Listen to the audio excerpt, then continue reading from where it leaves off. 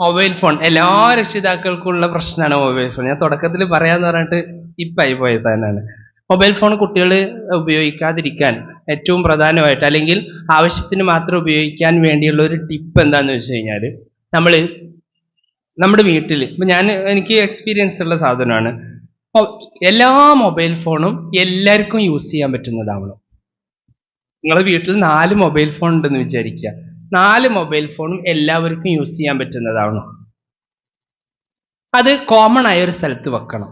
ഉദാഹരണത്തിന് ഇപ്പം ഞാൻ ചെയ്യുന്ന ഒരു സംഭവം, എൻ്റെ വീട്ടിലെ ഹാളിൽ എല്ലായിടത്തുനിന്നും ആക്സസ് ഉള്ള സ്ഥലമാണ് ഹാള്. അവിടെ ഒരു കൊട്ടുണ്ട്, അതിൽ ഫോൺ ഉണ്ടാവും. 3 ഫോണാണ് വീട്ടിലുള്ളത്, എനിക്കും ഭാര്യയ്ക്കും. പിന്നെ മക്കളുടെ എന്തെങ്കിലും കാര്യങ്ങൾ വരുമ്പോൾ ചെയ്യാൻ വേണ്ടിയിട്ടുള്ള ഒരു ഫോണായിട്ട് 3 ഫോണുണ്ട്. 3ഉം ഒരു സ്ഥലത്ത് വെക്കും. ഞാൻ വീട്ടിലുള്ള സമയത്ത് ചെയ്യാവുന്നതാണ്.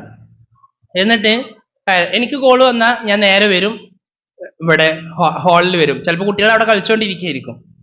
ഫോൺ വന്നിട്ട് മക്കളോട് പറയും, പ്ലീസ് കോൾ എടുക്കട്ടെ. അപ്പോൾ ഇവരൊക്കെ മിണ്ടാണ്ട് സൈലന്റ് ആയിട്ട് നിൽക്കും. ഞാൻ കോൾ എടുക്കും, സംസാരിക്കും, കഴിഞ്ഞാൽ അവിടെ തന്നെ വെക്കും. അപ്പൊ പിന്നെ ഒരു അടുപ്പും മുളിയും കാര്യങ്ങളൊക്കെ ആയിട്ട് അവർ പോകും. സാധനം ഇവിടെ തന്നെ ഉണ്ടാവും. മക്കൾക്ക് എന്തെങ്കിലും കാര്യങ്ങൾ ഫോണിൽ നോക്കണമെന്നുണ്ടെങ്കിൽ അവർ വരും, അവിടെ നിന്ന് എടുക്കും, നോക്കും. ഇനിയിപ്പോൾ അവർക്ക് യൂട്യൂബിൽ എന്തെങ്കിലും നിശ്ചിത സമയം അതിനു വേണ്ടി നമ്മൾ അനുവദിച്ചു കൊടുക്കണം. ഒരു 20 മിനിറ്റ് ഒക്കെ. അപ്പൊ 20 മിനിറ്റ് എവിടുന്ന് കാണും? റൂമിൽ പോകാൻ പാടില്ല, സോഫയിൽ പോയി കിടക്കാൻ പാടില്ല. മൊബൈൽ ഫോൺ കാണണോ ഹാളിൽ വരണം. ഹാളിൽ വന്ന് നിൽക്കും, അല്ലെങ്കിൽ അവിടെ ചെയർ ഇട്ടിരിക്കും. അവിടെ ഇരുന്ന് എല്ലാവരും കൂടിയും കാണും. അവിടെ തന്നെ വെക്കും, പോരും. മെസ്സേജ് വന്നു, ഇവിടെ വരും, ഇവിടുന്ന് നോക്കും. വോയിസ് വന്നിട്ടുണ്ടെങ്കിൽ നോക്കും, കേൾക്കും, റിപ്ലൈ കൊടുക്കാൻ അവിടെ കൊടുക്കും. ഫോൺ അവിടെ തന്നെ വെക്കും. കോമൺ സ്ഥലത്താണ് ഫോൺ ഉള്ളത് എപ്പോഴും. ഇതാവുമ്പോ എന്ന് വെച്ചാൽ ഫോൺ കോമൺ ആയിട്ടുള്ള സാധനമാണ്, ഉപയോഗിക്കാൻ ഒരു നിശ്ചിത സ്ഥലമാണ് വീടിനകത്തുള്ളത്.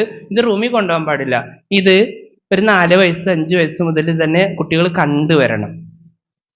അപ്പൊ സ്വാഭാവികമായിട്ട് ഒരു 16-17 വയസ്സാകുമ്പോൾ ഈ സാധനം എടുത്ത് റൂമിൽ പോണ പരിപാടി അവസാനിക്കും. ഇതൊരു നിയമമായിട്ട് വീട്ടിൽ ആരാദ്യം പാലിക്കുക? പാപ്പിയമ്മ ആദ്യം പാലിക്കുക. അതേസമയം പേഴ്സണലായിട്ട് സംസാരിക്കേണ്ടി വരും മക്കൾ ഉറങ്ങിയതിനു ശേഷം, മക്കൾ സ്കൂളിൽ പോയതിനു ശേഷം. പേഴ്സണലായിട്ടുള്ള സംസാരങ്ങളും കാര്യങ്ങളും, ഇത് വീഡിയോ കോൾ, ഇതൊക്കെ ഭർത്താക്കന്മാർ ഗൾഫിലുള്ളവർക്ക് ഇതൊക്കെ ചെയ്യേണ്ടി വരും. അതിന് സെപ്പറേറ്റ് സമയം കാണണം. മക്കളുടെ മുമ്പിൽ വെച്ച് ഫോണിന്റെ ഉപയോഗം നമ്മൾ കുറക്കണം. അതായത് വിഷയം എന്താന്ന് വെച്ച് കഴിഞ്ഞാൽ, നമ്മൾ ഉപകാരമുള്ള ഒരു വയലാണ് നമ്മൾ കേൾക്കണേ. മക്കളെ സംബന്ധിച്ചിടത്തോളം ഫോൺ കാണുകയാണ്, ഉമ്മ ഫോൺ കാണുകയാണ്, അതുകൊണ്ട് ഞങ്ങളും ഫോൺ കാണും. അവര് കാണുന്നു, നമ്മൾ കാണുന്നത് തമ്മിൽ വ്യത്യാസമുണ്ടേ. പക്ഷെ അതൊന്നും, അതിന്റെ ലോജിക്കൊന്നും മക്കൾക്ക് അറിയില്ല. ഉമ്മ ഫോൺ കണ്ടു, ഞങ്ങൾ ഫോൺ കണ്ടു. ഉമ്മ ഫോണിൽ കളിച്ചു, ഞങ്ങൾ ഫോണിൽ കളിച്ചു. പിന്നെ രണ്ടാമത്തെ കാര്യം, മക്കൾ നല്ല ഒബ്സർവേഷൻ ഉള്ള ആളുകളാണ്. അതുകൊണ്ട് തന്നെ ഫോണിൽ ചെയ്യുന്ന കാര്യങ്ങൾ നമ്മൾ മക്കളെ വല്ലതും മറച്ചു വെക്കാൻ ശ്രമിച്ചാൽ, മീൻസ് മക്കളിൽ നിന്ന് വരുന്ന കണ്ടപ്പോൾ നമ്മളാണ് മിനിമൈസ് ചെയ്ത്, മക്കളിൽ നിന്ന് വരുന്ന കണ്ടപ്പോൾ നമ്മൾ ഫോൺ തിരിച്ചു പിടിച്ച്, ഈ മക്കൾ ശരിക്കും മനസ്സിലാക്കും ഉമ്മാക്ക് എന്തോ ചുറ്റിക്കളിൻ്റെ റിയലി. ഈ ഉമ്മാക്ക് പിന്നെ മക്കൾ ഇതേ വിഷയത്തിൽ ഉപദേശിക്കാനുള്ള ചാൻസ് നഷ്ടപ്പെട്ടു. അപകടം പിടിച്ച കാര്യം. ചിലപ്പോൾ അതൊന്നും ഉണ്ടാവൂല. പക്ഷേ മക്കളുടെ മുമ്പിൽ നമ്മൾ എപ്പോഴും ഓപ്പൺ ആയിരിക്കണം, എപ്പോഴും ഓപ്പൺ ആയിരിക്കണം. മക്കൾ കാണാൻ പറ്റാത്ത കാര്യങ്ങൾ നമ്മൾ ഓണിൽ കാണണ്ട. നമുക്ക് പഠിക്കാനുള്ളതാണോ, അപ്പൊ അതിനനുസരിച്ചിട്ട് കാര്യങ്ങൾ ചെയ്യണം. നമ്മളൊരു റീല് കാണുന്നുണ്ടെങ്കിൽ ആ റീലിൽ അഭിനയിക്കാനാ മക്കൾ പഠിക്കുക, അല്ലാതെ റീല് കാണാനല്ല. മനസ്സിലാവണ്ട? നമ്മളൊരു റീല് കാണുകയാണ്, ആ റീലിൽ പല ആൾക്കാരും പല കോലത്തിൽ നടക്കുന്നുണ്ടാവും. അത് കാണുമ്പോ മക്കൾ ഇത് കാണാനല്ല ശ്രമിക്കുന്നത്. എൻ്റെ ഉമ്മ വളരെ ഇഷ്ടത്തോടു കൂടെ ആരെന്നെ കാണുന്നു? വല്ല പാട്ടുകാരാ, അല്ലെങ്കിൽ അങ്ങനത്തെ ഏതെങ്കിലും ഒക്കെ ആൾക്കാരുണ്ടാവും, അല്ലെ കൊമേഡിയൻസോ, അല്ലെങ്കിൽ അങ്ങനത്തെ വല്ല ഷോകളോ കാണുന്നു. അപ്പൊ മകളുടെ മനസ്സിൽ തോന്നുന്നത് എന്താ? എൻ്റെ ഉമ്മച്ചിക്ക് അത്ര ഇഷ്ടമുള്ള സാധനം, അപ്പൊ അതിൽ പോയി അഭിനയിക്കണം. ചിന്ത പോകുന്നത് അങ്ങനെയാ. അതുകൊണ്ട് വളരെ ഗൗരവത്തിലാണ് ആ വിഷയത്തെ കാണേണ്ടത്. ഫോൺ കോമൺ സ്ഥലത്തായിരിക്കണം, കോമൺ ആയിട്ട് യൂസ് ചെയ്യണം. അതിനകത്ത് എല്ലാവർക്കും ഒരേ നിയമമായിരിക്കണം. അപ്പൊ ഫോണിന്റെ പ്രശ്നം മക്കൾ താനെ ഒഴിവാക്കും. വീണ്ടും മക്കൾ ഫോൺ ചോദിക്കണമെങ്കിൽ കൊടുക്കരുത്. നിശ്ചിത സമയം വെച്ചാൽ ആ സമയം ആയ അലാം വെച്ചിട്ടെങ്കിലും നമ്മളെ തിരിച്ചു വാങ്ങണം. 2 മിനിറ്റ് കൂടി, ഒരു 3 മിനിറ്റ് കൂടി, അത് കഴിഞ്ഞിട്ട് ഇപ്പോഴും തരാം എന്ന് പറയാൻ പാടില്ല. അത് പറഞ്ഞാൽ സമ്മതിച്ചു കൊടുക്കാനും പാടില്ല. ഇതേ അവസ്ഥ നമ്മൾ മക്കളോടും പറയാൻ പാടില്ല കേട്ടോ. ഇതിന്റെ കോൺട്രഡിക്ഷൻ എവിടെയാ വരുന്നത് വെച്ച് കഴിഞ്ഞാല്, മക്കൾക്ക് ഫുഡ് കൊടുക്കും. നമ്മൾ ഫുഡ് കൊടുക്കുന്ന സമയത്ത് മക്കള് എന്ത് ചെയ്യും? ഫുഡ് മതി, എനിക്ക് വേണ്ട, എനിക്ക് പോണില്ല, വയറ് നിറഞ്ഞ് എന്ന് പറയുമ്പോ ഒരു ഉരുളയും കൂടി, കുറച്ചുകൂടി എന്നാര് പറയും? ഉമ്മ പറയും. ഉമ്മ പറയുന്നത് മക്കൾക്ക് വിശക്കരുത്, മക്കളുടെ ആരോഗ്യം ഉഷാറാക്കണം എന്നൊക്കെ വിചാരിച്ചിട്ടാണ്. പക്ഷെ ഈ ഒരു മെത്തേഡ് നിങ്ങൾ ആലോചിച്ച് നോക്കണം. മക്കൾ അത് സ്വീകരിക്കും, എന്നിട്ട് അതേ വാക്ക് മക്കൾ മൊബൈലിന് വേണ്ടി തിരിച്ചു പറയും. ഉമ്മ സ്വീകരിക്കൂല. അപ്പോ ഞാൻ പറയുന്നത് കേൾക്കാത്ത ഉമ്മയാണ്, ഇനി ഉമ്മ പറയണത് ഞാനും കേൾക്കൂല.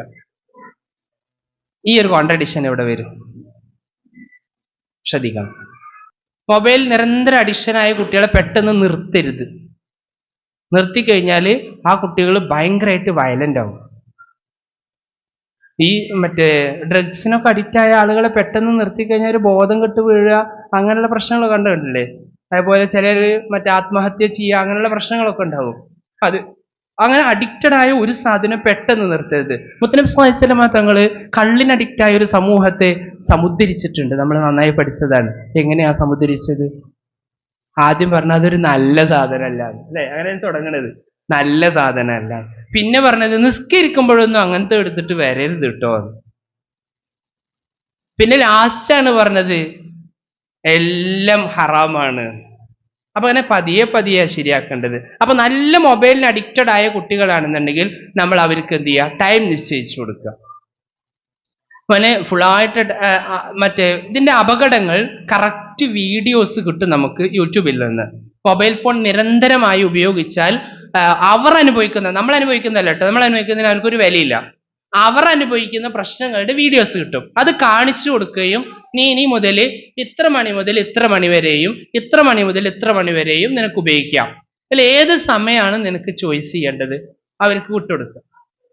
അവർ പറയട്ടെ ഇത്ര മണി മുതൽ ഇത്ര മണി വരെയും പിന്നെ ഇത്ര മണി മുതൽ ഇത്ര മണി വരെ ഞാൻ കാണാം. അങ്ങനെ അവരെ കൊണ്ട് പറയിപ്പിക്കണം. അവർ പറഞ്ഞു കഴിഞ്ഞാൽ ആ സമയത്ത് നമ്മൾ കൊടുക്കുന്നു, കറക്റ്റ് സമയം തിരിച്ചു വാങ്ങണം, പിന്നെ കൊടുക്കരുത്. നമ്മൾ പറഞ്ഞതല്ല അത്ര സമയം എന്നുള്ളത്, ഇനി വേണ്ട. അവിടെ കരയാനോ വാശി പിടിക്കാനോ നിന്ന് കഴിഞ്ഞാൽ സാരമില്ല, ഈ എൻ്റെ കാര്യം നോക്കിക്കോ, ഇതെന്തായാലും കിട്ടില്ല. സ്റ്റേണാണ്, തീരുമാനം സ്റ്റേണാണ്. ചൂടാവണ്ട, നിങ്ങൾ ചൂടാവുകയും ചെയ്യരുത് കേട്ടോ. അതിനൊന്നും തീരെ ദേഷ്യം പിടിക്കരുത്.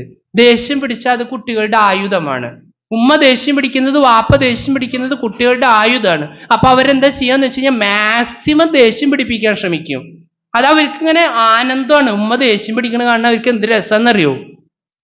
അവർ വീണ്ടും വീണ്ടും ദേഷ്യം പിടിപ്പിക്കുക. അതിലേക്ക് പകരുത്. വീഡിയോ ഇഷ്ടപ്പെട്ടെങ്കിൽ ലൈക്ക് ചെയ്യാനും ഷെയർ ചെയ്യാനും സബ്സ്ക്രൈബ്